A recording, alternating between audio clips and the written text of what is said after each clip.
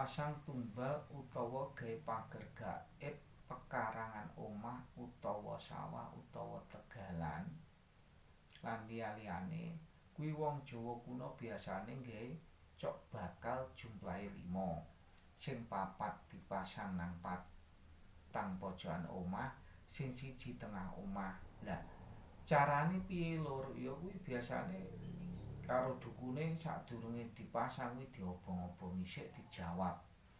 Mula tumbal iki ya termasuk ampuh banget Lur. Biasane lek enek wong sejo ala kuwi ora iso mlebu, gene yo iso mlebu, biasane ora iso metu. Mula Lur, wong kuwi luwih utama wong sing manfaat karo liyan daripada wong sing gampang sejo ala marang liyan. Mula monggo dulur-dulur kabeh belajar piye amprih manfaate kanggo liyan.